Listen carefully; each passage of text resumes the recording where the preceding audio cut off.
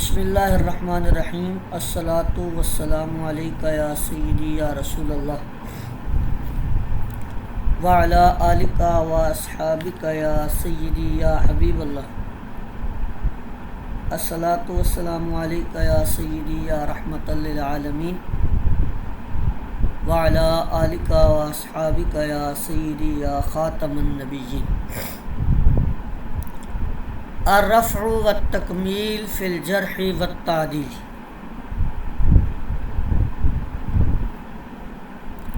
ایقاظ number 20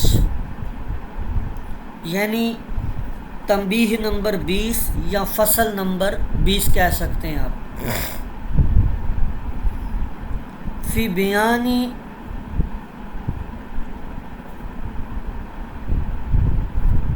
خطتی ابن حبان فی کتابہ الثقات۔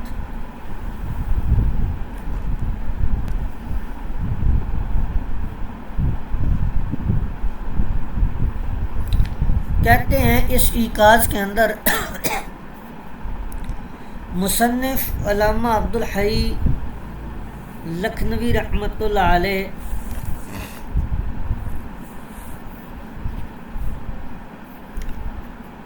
امام ابن حبان کی ایک کتاب ہے الثقات، اس کے اسلوب اور منہج پر کلام کریں گے۔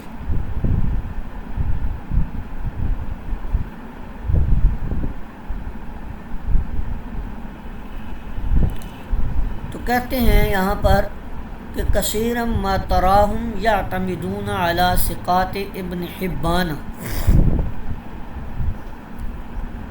کہ تو دیکھے گا اکثر لوگوں کو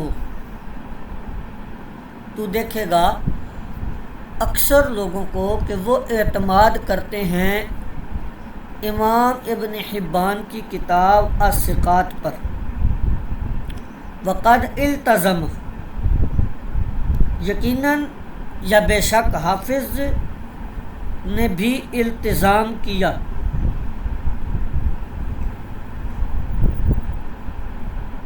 کس چیز کا التزام کیا؟ ابن حجر، حافظ ابن حجر نے بھی التزام کیا، کس میں؟ تہذیب التہذیب جو ان کی کتاب ہے اس میں۔ کس چیز کا التزام کیا؟ کہتے ہیں فی جمیع الرواتی، ان تمام روات کو جمع کیا یا بیان کیا یا ذکر کیا، الذین لہم ذکر فی ثقاتہ، کہ جن کا ذکر ابن حبان نے اپنی ثقات میں کیا تھا، انہیں آپ نے ابن حبان کے حوالے سے اپنی کتاب میں ذکر کیا تہذیب التہذیب میں۔ اور وہاں پر کیا فرمایا؟ جب ابن حبان کی کتاب الثقات سے کسی راوی کا کلام ذکر کیا تو وہاں پر انہوں نے فرمایا ذکرہ ابن حبان فی الثقات، کہ اس راوی کو ذکر کیا ہے ابن حبان نے ثقات میں۔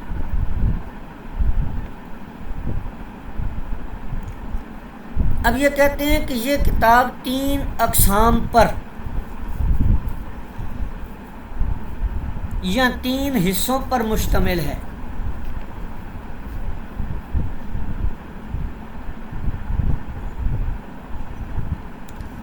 تین درجے ہیں یا 3 ابواب کہہ لیں آپ، 3 مراتب کہہ لیں آپ۔ یہ جو کتاب ہے الثقات ابن حبان کی، یہ 3 حصوں پر مشتمل ہے۔ پہلی قسم صحابہ اکرام کے ذکر میں ہے، دوسری قسم تابعین کے ذکر میں ہے، اور تیسری قسم تبع تابعین کے ذکر میں ہے۔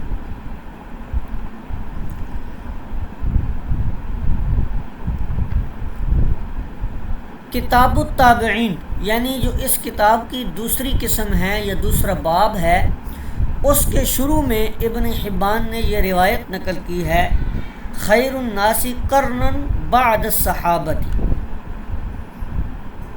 صحابہ کے بعد سب سے بہترین زمانے والے بہترین کرنے والے وہ لوگ ہیں صاحب اصحاب النبی کہ جنہوں نے من صاحب اصحاب النبی کے جنہوں نے آقا علیہ الصلوۃ والسلام کو حضور علیہ الصلوۃ والسلام کے صحابہ کی صحبت پائی، نبی کریم علیہ الصلوۃ والسلام کے صحابہ کی صحبت جنہوں نے پائی، صحابہ کے بعد وہ لوگ زمانے کے بہترین لوگ ہیں۔ اچھا، صرف صحبت نہیں پائی، وحافظ عنہم، اور ان سے یاد کیا، ان سے حاصل کیا، محفوظ کیا کیا، الدین والسنن، دین اور آقا علیہ الصلوۃ والسلام کی سنت کا علم حاصل کیا۔ وَإِنَّمَا نُمْلِي،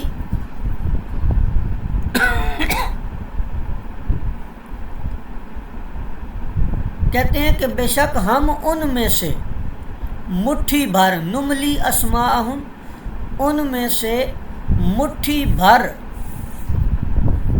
افراد کے نام جانتے ہیں، اور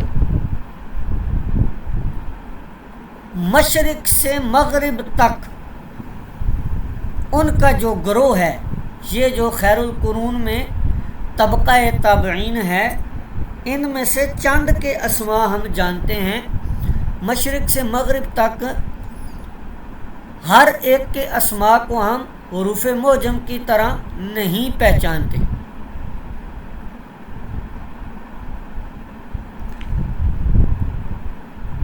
اگرچہ اذ ہوا ادعا یا ادعیہ، اگرچہ کوئی دعویٰ کرے، کس کا؟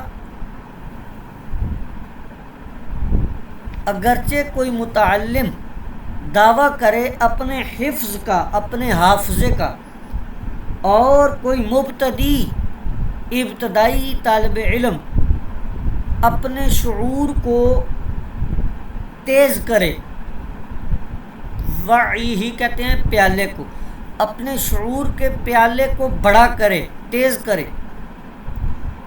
اور وہ ان کے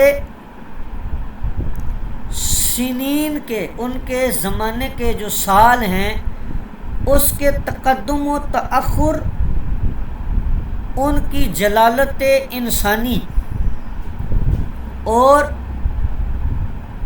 ان کی قدر پر مطلع نہیں ہو سکتا۔ لست اعرج فی ذالک، مطلع نہیں ہو سکتا، کس پر؟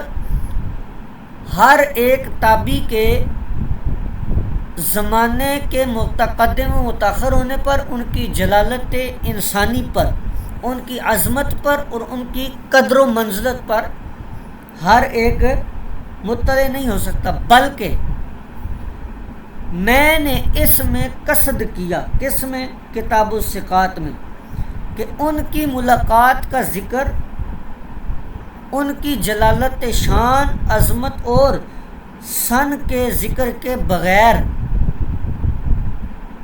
کروں۔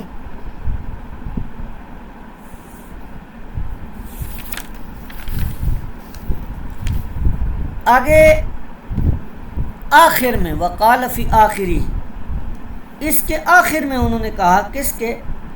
یہ طبقہ تابعین جو ہے، جو دوسرا طبقہ ہے کتاب الثقات کا، اس کے آخر میں ابن حبان فرماتے ہیں، کل شیخ ذکرتہ فی ھذا الکتاب، آخر میں انہوں نے کہا ہے، اچھا یہ کتاب طبقہ تابعین کی نہیں، مکمل کتاب کے آخر میں انہوں نے فرمایا کہ اس کتاب میں میں نے ذکر کیا ہے ہر اس شیخ کا کہ وہ صدوق ہے اور اس سے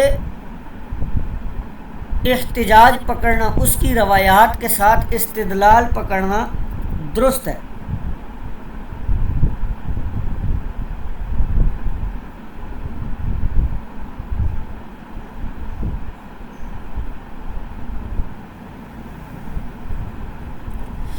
جب میں نے ان راویوں کو ذکر کیا جو صدوق ہیں اور یجوز الاحتجاج ہیں، جن سے استدلال لینا ان کی روایات سے جائز ہے، تو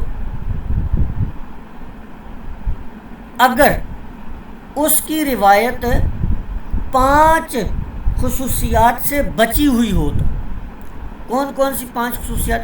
فَإِذَا وُجِدَ، اگر ان شیوخ میں سے پائی جائے کسی کی خبر میں، کسی کی روایت میں منکر روایت، ان شیوخ میں سے جن کا نام میں نے اس کتاب میں ذکر کیا ہے، تو اس خبر میں ان 5 میں سے کسی ایک خصلت سے وہ پاک نہیں ہو سکتی۔ یعنی ابن حبان بتاتے ہیں کہ میں نے اس کتاب میں جو شیوخ ذکر کی ہیں ان کی 5 صفات کا اہتمام کیا ہے، یعنی یہ 5 صفات ان شیوخ کے اندر ہوں گی تو وہ صدوق اور یجوز الاحتجاج ہوں گے، ان کی روایات سے استدلال پکڑنا جائز ہوگا۔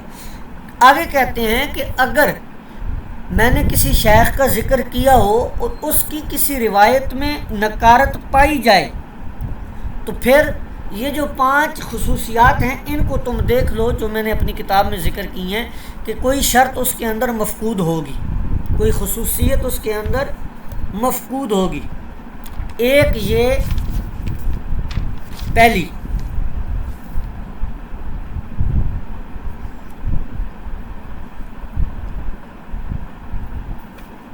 یہ کہ اس کے اوپر کا جو شیخ ہے وہ ضعیف ہوگا اس کتاب میں ما سوا اصحاب رسول کے۔ کیوں؟ اس لیے کہ بے شک اللہ تعالیٰ نے اصحاب رسول کو منزہ کر دیا ہے ضعف سے اور ضعف کی اقدار و معاملات سے۔ دوسری خصوصیت،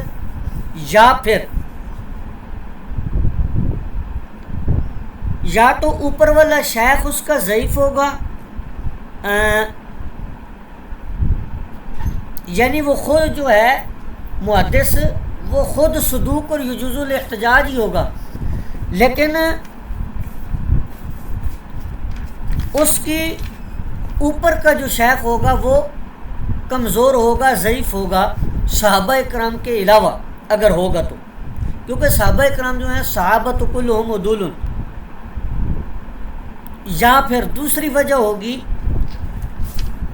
کتاب کے اندر آنے والے شیخ کی روایت میں نکارت کی کہ دونہ شیخ واہن، اس کے جو نیچے والا شیخ ہوگا، جو اس کا نیچے کا استاذ ہوگا وہ کمزور ہوگا اور اس کی روایت سے استدلال پکڑنا جائز نہیں ہوگا۔ یا پھر تیسری وجہ یہ ہوگی کہ خبر مرسل ہوگی اور ہم پر اس سے حجت پکڑنا لازم نہیں، کیونکہ شوافع جو ہیں، امام ابن حبان یہ شافعی ہیں نا، تو شوافع جو ہیں یہ مرسل کو حجت نہیں مانتے جب تک اس کی معید نہ آ جائے۔ یا پھر چوتھی خصوصیت، چوتھی وجہ ہوگی منقطع، وہ منقطع ہوگی اور اس کی مثل جو روایات ہوتی ہیں ان سے حجت یا دلیل قائم نہیں کی جا سکتی۔ یہاں پھر پانچویں وجہ ہوگی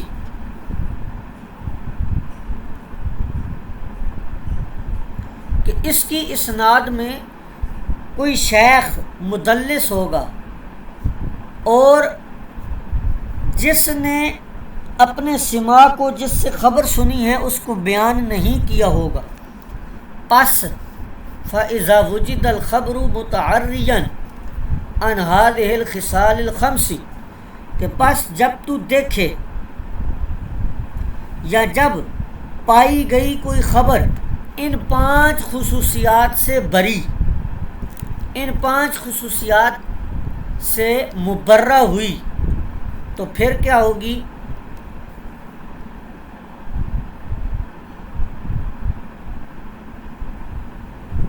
اس سے احتجاج کرنے سے دور ہونا یہ درست نہیں ہے، جائز نہیں ہے۔ فَإِنَّهُ لَا يَجُوزُ، بے شک جو روایت ان 5 خصلتوں سے، یہ جو اوپر انہوں نے بیان کر دی ہیں، ان سے مبرہ ہوگی، بلند ہوگی، تو اس سے استدلال پکڑنے سے دور رہنا یہ درست نہیں ہوگا۔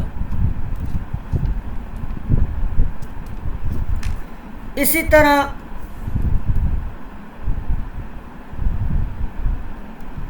تبع تابعین کے بھی جو ابواب ہے باب ہے، اس میں بھی اسی طرح ہی لکھا ہے انہوں نے کہ ہم مٹھی بھر ثقات راوی جو ہیں تبع تابعین میں سے ان کو جانتے ہیں، ان سے واقف ہیں اور ان کے انساب وغیرہ سے واقف ہیں۔ تو وہی 5 شرائط انہوں نے یہاں بھی لکھی کہ جب خبر ان 5 خصال سے بری ہوگی، مبرہ ہوگی، تو وہ خبر کیا ہوگی؟ صحیح ہوگی۔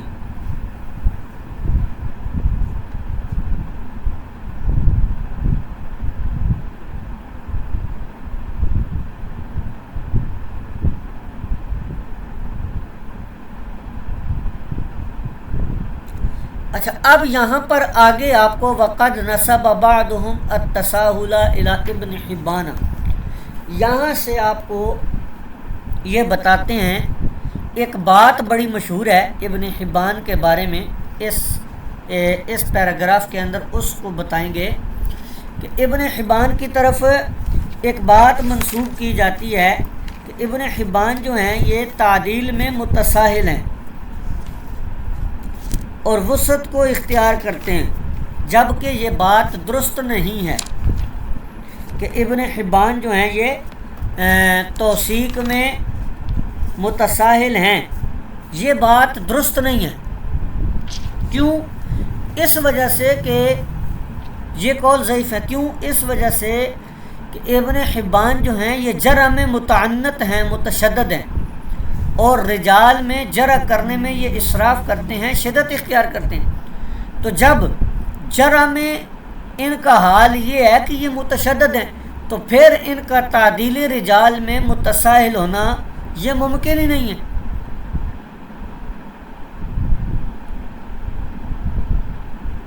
ہاں، ایک وجہ ہے ابن حبان کے متساہل ہونے کی، جس وجہ سے ان کو متساہل کہا جاتا ہے۔ وہ کیا وجہ ہے؟ وہ ابن حبان رحمۃ اللہ علیہ کا ایک مخصوص اصطلاح ہے کہ ابن حبان کی ایک مخصوص اصطلاح تھی کہ ہر وہ راوی جو جہالت عین سے نکل گیا، اس بات کو بڑی توجہ سے سن لیجئے گا کہ ہر وہ راوی جو جہالت عین سے نکل گیا، یا جس راوی سے جہالت عین ختم ہو جائے،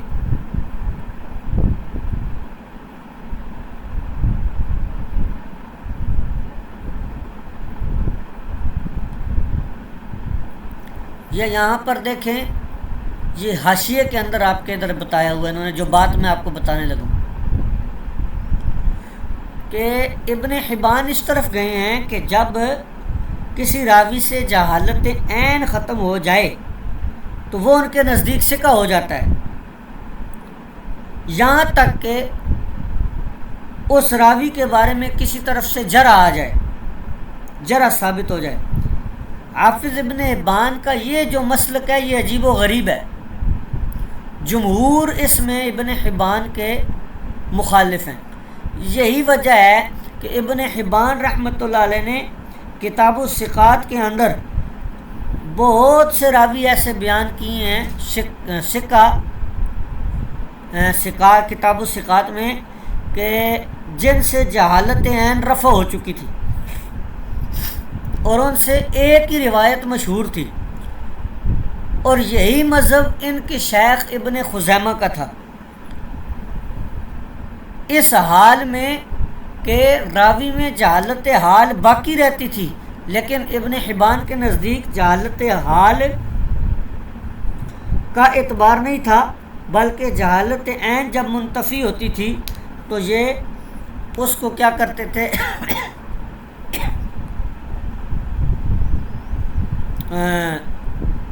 ثقہ کہہ دیتے تھے راوی کو۔ تو اب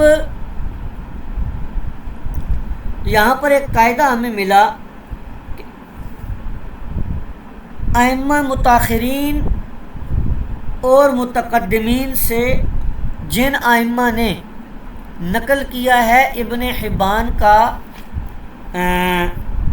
متساہل ہونا، ان کی مراد یہ ہے کہ ابن حبان نے کتاب الثقات کے اندر بہت سے ایسے راوی ذکر کر دیے ہیں ثقہ کے نام پر، ثقاہت کے نام پر، جن سے فقط جہالت عین منتفی ہوئی تھی۔ اب جب آپ کسی کتاب میں دیکھیں وثقہ ابن حبان یا ذکرہ ابن حبان فی الثقات، یہ الفاظ دیکھیں کہ اس راوی کی توثیق کی ہے ابن حبان نے، یا یہ راوی جو ہے اس کو ذکر کیا ہے ابن حبان نے اپنی کتاب الثقات میں، تو اس سے فقط اتنا پتہ چلے گا کہ یہ راوی جہالت عین سے منتفی ہو گیا ہے، اس سے جہالت عین ختم ہو گئی ہے، جہالت حال کی نفی نہیں ہوئی۔ اس لیے اگر ابن حبان کسی راوی کو الثقات میں نقل کرنے میں متفرد ہوں تو اس کی دیگر کتب سے تحقیق کر کے مزید تلاش کر کے اس کو دیکھنا چاہیے۔ اب یہاں سے آگے یہ امام سیوطی رحمۃ اللہ علیہ کا قول بیان کریں گے، یہی بات ساری، اور فتح المغیث کے حوالے سے بیان کریں گے، یہی جو اصطلاح میں نے آپ کو عرض کر دیا ہے اس کا بیان کریں گے نا۔ تو یہ ہماری ایقاظ نمبر 20 جو ہے آج مکمل ہو گیا۔ تو آج کا سبق ہم یہیں پہ کلوز کریں گے۔